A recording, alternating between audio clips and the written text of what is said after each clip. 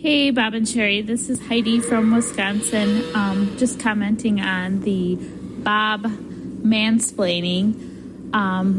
He mansplains what your show is all the time. He'll say, to listeners just tuning in, the Bob and Sheri show is a show about cats, pizza, and the song Jolene. And he constantly does that. And it makes myself and my daughter laugh so hard that he mansplains everything. Anyway, love the show. Thanks.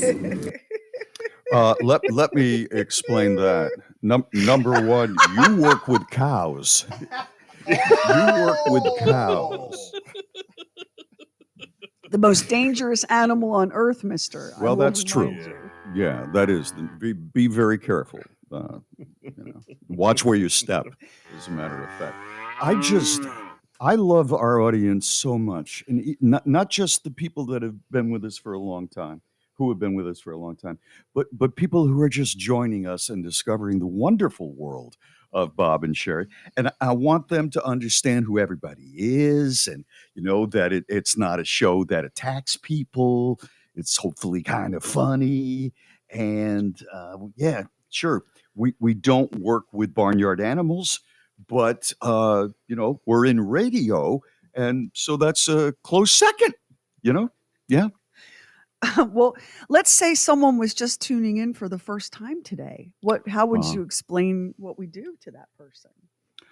I would not be able to after a caller that has cows, because I've never heard that. I've never heard a radio show where the guests have cows.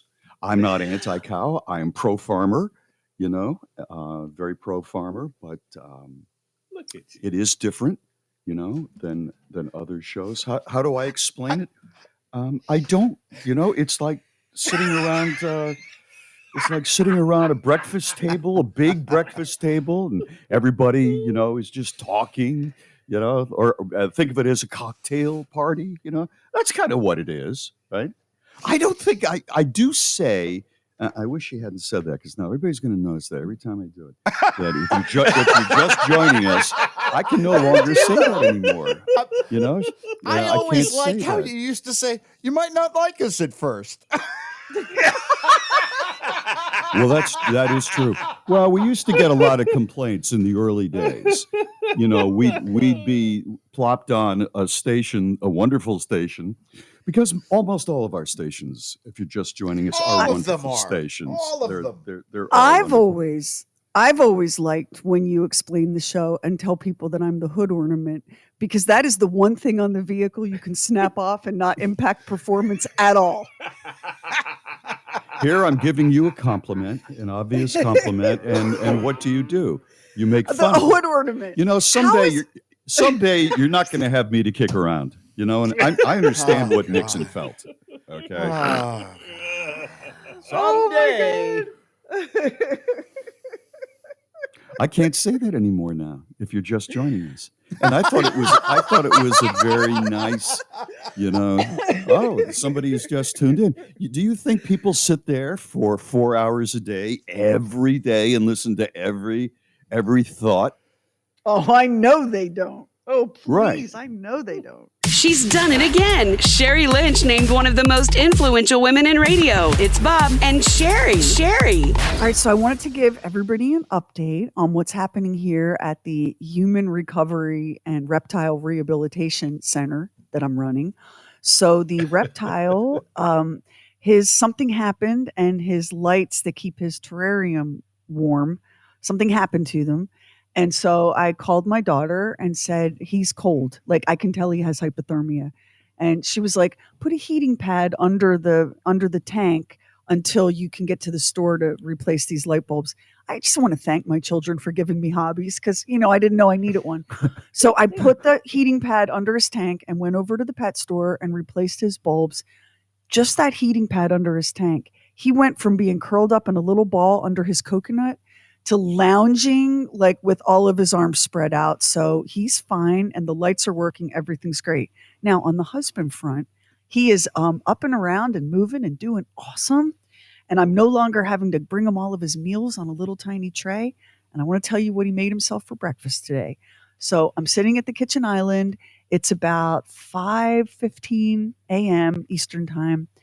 And I look up and he's boiling water in the tea kettle to make himself a bag of freeze-dried, dehydrated, scrambled eggs like that you would take on a camping trip. I know eggs are expensive, but He likes he likes very traditional cowboy breakfast food, and it's a lot of work, at 5 a.m. to make yourself like a traditional cowboy style breakfast. So I watched him. I sat there, I didn't say a word, and I watched him open the bag of adventure cuisine or whatever it's called.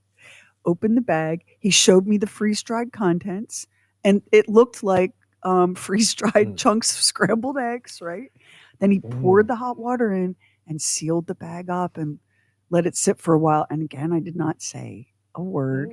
And finally he said, if I fed this to you and you didn't see this bag, you would think it was delicious. And did you take a bite? No, I didn't. Not you could have not disproved him. You missed something, an opportunity. I said to him, you know what? If I woke up in a tent and it was a crisp, cold morning and we go and we get the fire back going and I sit out in front of the fire and you make me a bag of freeze-dried, dehydrated wilderness food, it would be delicious because of the context, right? It's a little bit, you've been camping, it's a little bit cold, the sun's coming up, and you'd be like, man, this is good.